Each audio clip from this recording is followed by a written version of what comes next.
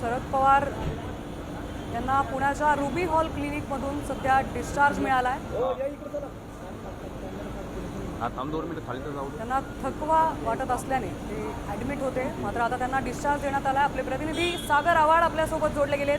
सागर, शरद पवारांना आता रुग्णालयातून डिस्चार्ज मिळाला आहे।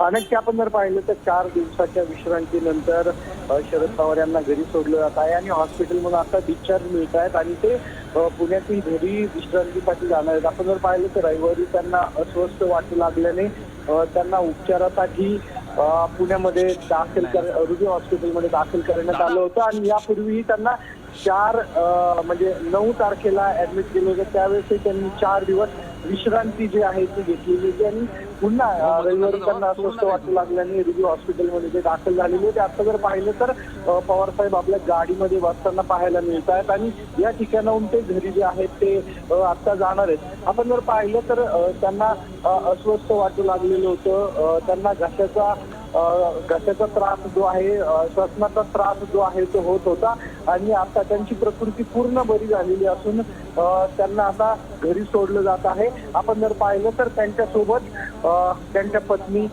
प्रतिभाताईच्या बरोबर त्यांची मित्र जी आहेत ती या ठिकाणी आलेले आपल्याला पाहायला मिळतात। विठ्ठल मणियार पण या ठिकाणी होते आणि आता पवार जे आहेत गाडीमध्ये बसतायत आणि या ठिकाणाहून ते घरी जातात। आपण जर पाहू शकतो की त्यांच्यावरती रुबी हॉस्पिटलमध्ये डॉक्टर ग्रँट यांच्या मार्गदर्शनाखाली, त्याचबरोबर अभिजित लोढा यांच्या निरीक्षणाखाली उपचार सुरू होते। त्यांच्या चाचण्या ज्या आहेत त्या सर्व व्यवस्थित आलेल्या होत्या आणि त्यानंतर आता त्यांना या ठिकाणाहून डिस्चार्ज जो आहे तो देण्यात येतोय।